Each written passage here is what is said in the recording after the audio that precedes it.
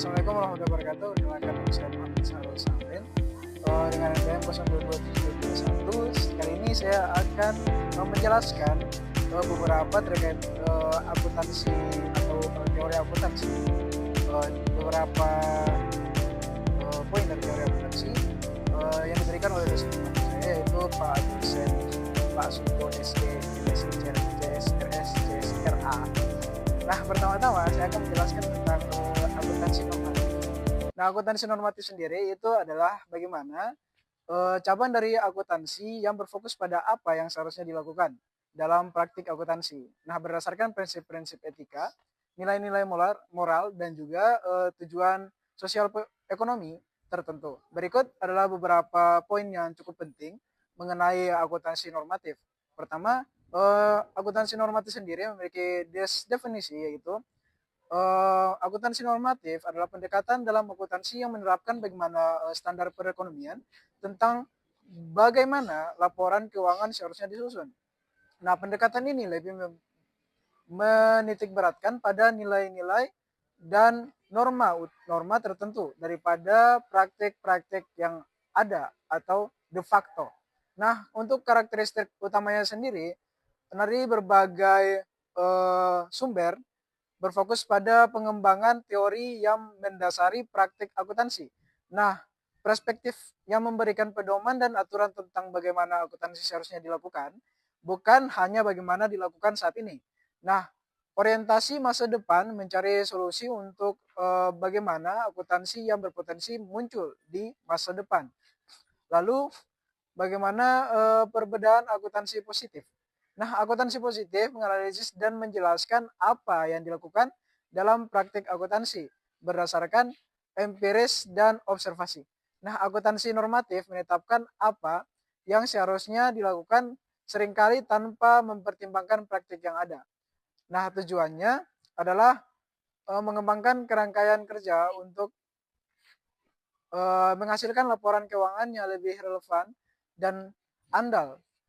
Lalu memastikan bahwa informasi yang dihasilkan semuanya itu dengan kebutuhan pengguna dan mencerminkan nilai etis dan sosial tertentu. Lalu untuk kritik terhadap akuntansi normatif, nah subservitas karena didasarkan pada nilai-nilai norma-norma tertentu. Nah, akuntansi normatif dapat dianggap terlalu subjektif. Nah, kurangnya bukti empiris terhadap bahwa akuntansi normatif seringkali kurang mendukung oleh data empiris sehingga mempersulit untuk membuktikan keefektivitas dari praktis. Nah, akuntansi normatif berperan penting dalam mengembangkan standar akuntansi modern seperti yang diterapkan dalam badan standar seperti International Financing Report standar atau IFRS dan General Accepted Accounting Principles atau GAAP. Nah, untuk teori entitasnya sendiri, lalu ada selanjutnya itu teori entitas. Teori entitas adalah salah satu konsep fundamental dalam akuntansi yang memandang perusahaan sebagai entitas yang terpisah dari pemilik atau pemegang saham perusahaan. Nah, teori menekankan bahwa aktivitas keuangan perusahaan harus dipisahkan dari aktivitas pribadi pemilik atau individu yang terlibat dalam perusahaan. Nah, berikut beberapa penjelasan mengenai teori entitas atau entity theory.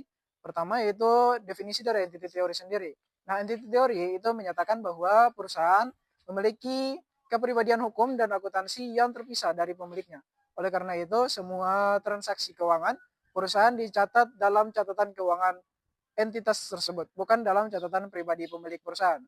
Lalu untuk karakteristik utama dari entity theory yaitu pemisahan hukum dan akuntabilitas entitas dianggap sebagai objek hukum yang bisa memiliki aset kewajiban dan melakukan kontrak atas namanya sendiri. Lalu untuk laporan keuangan, nah laporan keuangan terpisah atau laporan keuangan disusun untuk entitas sebagai satu kesatuan terpisah dari keuangan pribadi pemilik atau pemegang saham. Nah, untuk perlakuan aset sendiri dan kewajiban aset dan kewajiban perusahaan dengan berbagai sebagai milik entitas, bukan milik individu pemilik atau pemegang saham. Nah, untuk implikasi teori entitas, dalam penyusunan laporan keuangan, semua transaksi yang melibatkan perusahaan dicatat dalam catatan perusahaan, bukan ditentukan dalam catatan pribadi pemilik perusahaan. Nah, pengambilan keputusan untuk manajemen perusahaan memberi keputusan berdasarkan kepentingan, bukan semata-mata berdasarkan kepentingan individu pemilik. Lalu untuk kredibilitas dan transparansi, nah memisahkan keuangan perusahaan dari keuangan pribadi pemilik perusahaan membantu meningkatkan kredibilitas laporan keuangan di mata investor lain, nah kreditor dan pihak ketiga lainnya. Untuk penerapan dari entity teori atau teori entitas, perusahaan terbatas seperti PT, teori entitas sangat relevan dalam struktur perusahaan terbatas di mana perusahaan memiliki identitas hukum yang terpisah dari pemilik saham perusahaan. Lalu ada laporan nirlaba. Organisasi nirlaba juga menggunakan teori entitas untuk memisahkan aktivitas keuangan organisasi dari aktivitas pribadi anggota atau pendiri perusahaan. Nah, untuk keuntungan dari teori entitas atau entity teori itu memudahkan dalam audit. Kenapa? Karena memisahkan keuangan entitas dari pemilik perusahaan itu memudahkan prosedur audit karena transaksi yang diaudit hanya mencakup kegiatan dari perusahaan tersebut. Lalu pengurangan risiko dari hukum. Kenapa? Karena entitas yang dianggap dengan subjek hukum yang terpisah dari pemilik tidak bertanggung jawab secara pribadi atas kewajiban perusahaan dalam batas tertentu. Untuk klasifikasi tanggung jawab, menjelaskan tanggung jawab keuangan entity yang berbeda dengan tanggung jawab dari individu pemilik perusahaan. Untuk kritik terhadap entity teori, nah pemahaman subjektif kadang-kadang sulit untuk memisahkan secara jelas antara aktivitas pribadi dan aktivitas entitas perusahaan, terutama dalam usaha kecil atau bisnis keluarga.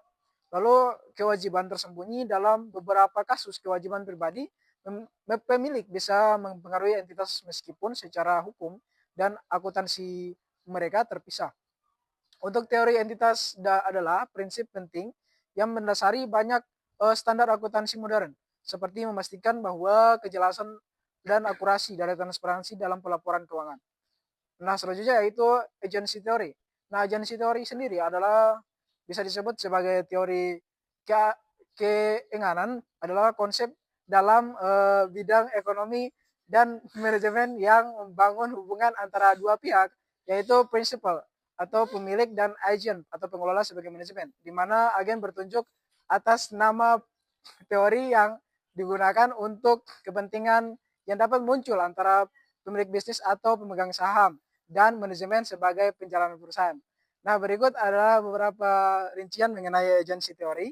Nah, definisinya sendiri yaitu agency teori menjelaskan bagaimana hubungan kontrak antara principal atau pemberi kuasa dan agent sebagai penerima kuasa, di mana agent dipekerjakan untuk melakukan tugas atas nama principal.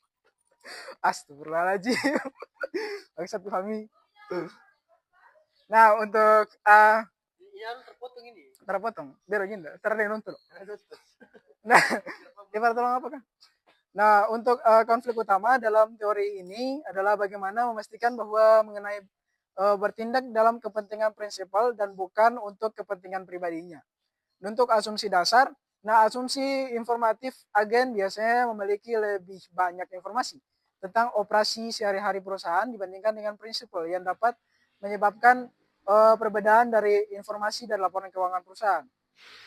Nah, tujuan yang berdasarkan dari agen mungkin memiliki tujuan atau kepentingan agen pribadi yang berbeda dari prinsipal. Nah, self-interest kedua pihak yang disumsikan bahwa berdasarkan kepentingan pribadi mereka. Nah, masalah dari agency theory adalah bagaimana masalah keinginan terjadi ketika agen tidak bertindak sesuai dengan kepentingan terbaik prinsipal. Ini bisa disebabkan oleh asimetris informasi dari tujuan yang berbeda. Banyak keinginan termasuk biaya yang dikeluarkan oleh monitor kinerja agen dan memastikan bahwa mereka bertindak sesuai dengan kepentingan prinsipal. Biaya ini juga mencakup bagaimana kepentingan prinsipal. Nah, potensi kerugian yang ditanggung prinsipal dari agen gagal bertindak sesuai dengan kepentingan prinsipal. Lalu untuk solusi untuk masalah keengganan ini, yaitu bagaimana kontrak insentif. Yaitu kenapa? Karena memberikan insentif kepada agent untuk menyelaraskan kepentingan dengan prinsipal seperti bonus berbagai kinerja. Lalu memonitoring dan mengawasi prinsipal dapat memantau aktivitas agent untuk memastikan bahwa mereka bertindak sesuai dengan tujuan organisasi. Nah, untuk implikasi dan dalam manajemen, struktur kompensasi menggunakan struktur kompensasi yang sesuai seperti gaji berbasis kinerja atau opsi saham untuk mengurangi konflik kepentingan. Untuk kepentingan dan tata kelola, teori ini menjadi dasar dalam pembangunan praktik tata kelola perusahaan yang baik atau good corporate governance, di mana dewan direksi bertugas mengawasi manajemen agar bertindak sesuai dengan kepentingan pemegang saham. Masuk lanjut, teori selanjutnya.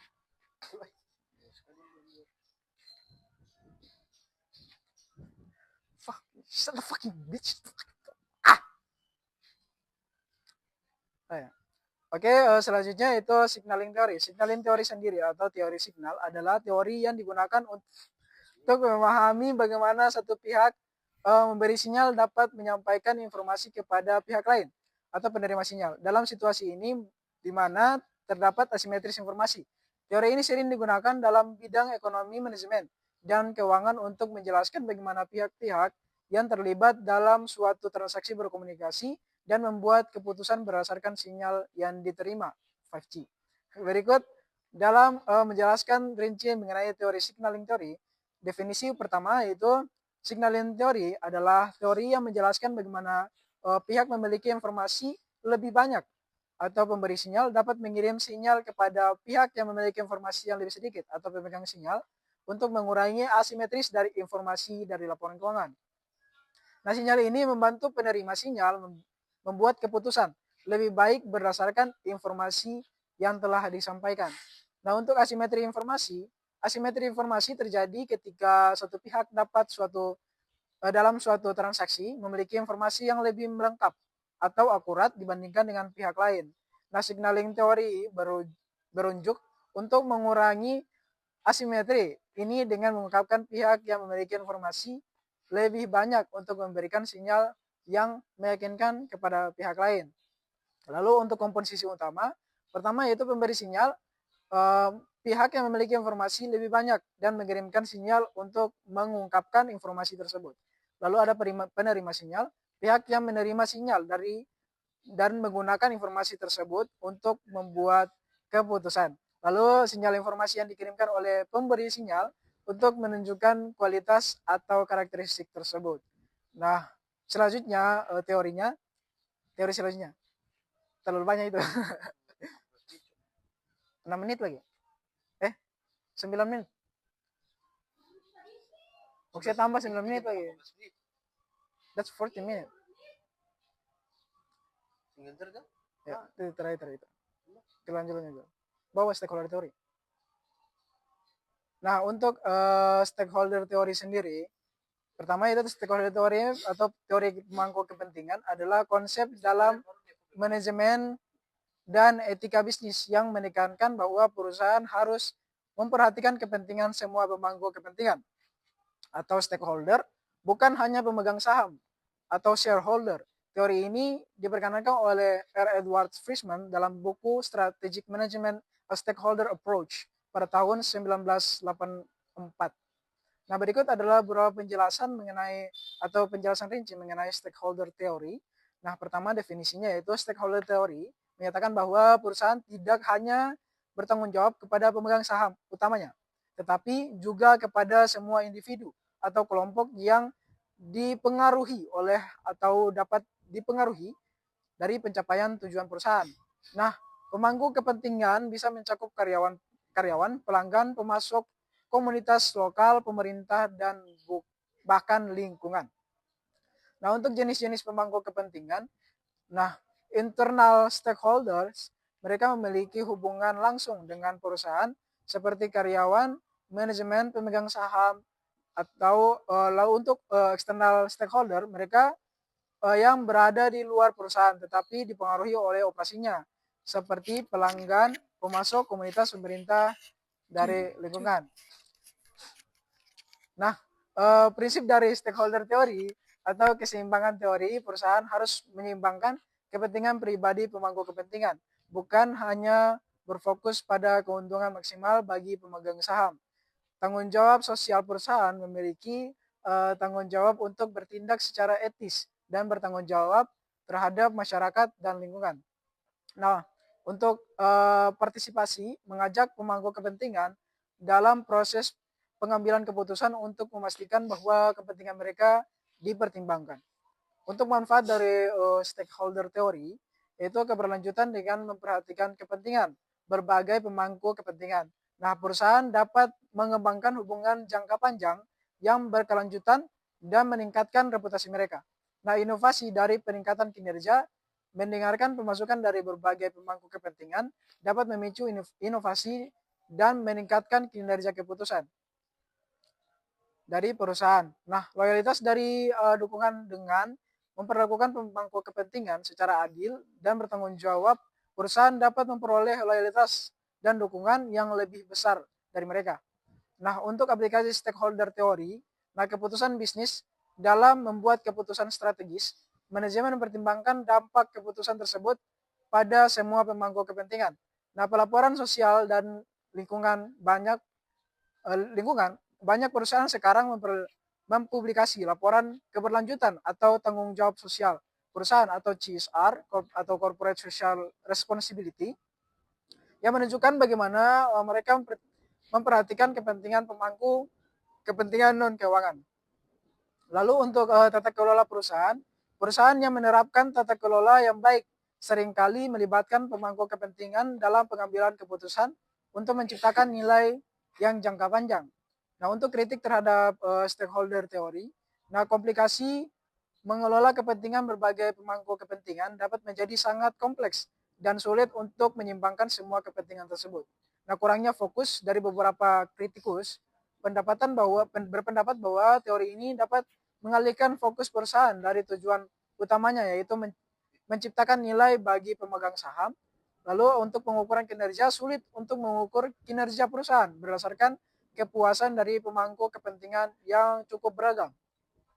Nah, stakeholder sendiri itu mendorong bagaimana perusahaan untuk mengambil pandangan yang lebih luas tentang tanggung jawab mereka dan mempertimbangkan dampak sosial dan lingkungan dari keputusan mereka yang pada akhirnya dapat membantu perusahaan untuk beroperasi secara lebih berkelanjutan dan etis. Nah, sebenarnya itu teori dari New Public Management. Nah, New Public Management atau NPM adalah pendekatan dalam administrasi publik yang muncul pada akhir abad ke-20. Nah, khususnya pada tahun 1980-an dengan tujuan untuk meningkatkan efisiensi, efektivitas, dan akuntabilitas dalam sektor publik dengan mengadopsi praktik-praktik manajemen sektor swasta. Nah, pendekatan ini berfokus pada hasil dan kinerja serta memberikan lebih fokus pada otonomi kepada manajemen publik. Berikut adalah penjelasan rincian mengenai New Public Management. Nah, definisi dari New Public Management sendiri adalah bagaimana pendekatan dalam administrasi publik yang menekankan penggunaan metode dari teknik sektor swasta untuk meningkatkan kinerja sektor publik. Nah, pendekatan ini bertujuan untuk membuat organisasi publik lebih responsif terhadap kebutuhan masyarakat, lebih efisien dalam menggunakan sumber daya, dan lebih transparan dalam akuntabilitasnya. Nah, untuk ciri-ciri utama New Public Management, nah pertama yaitu desentralisasi, memberikan otonomi yang lebih besar kepada unit operasional di dalam birokrat serta desentralisasi pengambilan keputusan. Nah, pengelola berbasis kinerja berfokus pada hasil dan kinerja dengan pengukuran kinerja jelas dan akuntabilitas yang lebih besar. Nah, partisipasi pengalihan layanan publik kepada sektor swasta untuk meningkatkan efisiensi dan pemangku beban pemerintah. Nah, orientasi pelanggaran menekankan perihal untuk memenuhi kebutuhan dan harapan masyarakat sebagai pelanggan dari layanan publik. Nah, persaingan mendorong kompetisi di dalam dan di antara organisasi publik dan swasta untuk meningkatkan kualitas layanan. Pengurangan birokrasi. Nah, pertama, mengurangi prosedur birokrasi yang rumit dan panjang untuk mempercepat pengambilan keputusan dan penyediaan layanan. Nah, tujuan dari New Public Management yaitu meningkatkan efisiensi dan efektivitas dalam penyediaan layanan publik, meningkatkan akuntabilitas pemerintah kepada masyarakat, meningkatkan kualitas layanan publik, dan menyesuaikan metode pengelolaan sektor publik dengan praktik terbaik dari sektor swasta. Nah, prinsip-prinsip New Public Management, manajemen berbasis hasil, fokus pada pencapaian hasil yang terukur dan pencapaian tujuan yang ditetapkan. Otonomi manajemen memberikan fleksibilitas kepada manajemen publik untuk mengambil keputusan operasional yang sesuai dengan tujuan organisasi. Nah, pengurangan peran pemerintah, mengurangi peran langsung pemerintah, dan penyediaan layanan dengan mendorong partisipasi sektor swasta dan masyarakat. Menggunakan indikator kinerja, penggunaan indikator kinerja untuk mengukur efisiensi dan efektivitas dari program dan kebijakan publik. Lalu keuntungan New Public Management, pertama yaitu efisiensi operasional, mengurangi pemborosan sumber daya dengan memperkenalkan praktik manajemen yang lebih efisien, meningkatkan layanan fokus dan pelanggan, membantu meningkatkan kualitas layanan yang diberikan kepada masyarakat. Nah, akuntabilitas yang lebih baik, pengelola berbasis hasil dan kinerja, meningkatkan akuntabilitas pemerintah kepada masyarakat. Nah, untuk kritik terhadap New Public Management sendiri yaitu pertama, komodifikasi layanan publik. Nah, kritikus berpendapat bahwa NPM terlalu meningkatkan pada efisiensi dari hasil yang dapat mengabaikan nilai-nilai sosial dan keadilan. Privatitas berlebihan, privatisasi dapat menyebabkan hilangnya kontrol publik layanan yang penting berpotensi menciptakan ketidaksetaraan. Nah, selanjutnya itu tekanan pada karyawan publik. Fokus pada kinerja dapat menciptakan tekanan berlebih pada karyawan publik dan mengurangi motivasi mereka. Nah, kesulitan dalam pengurangan kinerja mengatur kinerja di sektor publik dan menjadi kompleks karena tujuan yang seringkali tidak dapat diukur secara kuantitatif. Nah, contoh penerapan New Public Management yaitu privatisasi layanan publik. Banyak negara yang telah memprivatisasi kasihnya ulang layanan seperti air bersih, listrik, dan layanan pos untuk meningkatkan efisiensi. Nah, itu saja penjelasan saya. Saya bilang kurangnya, mohon maaf. Assalamualaikum.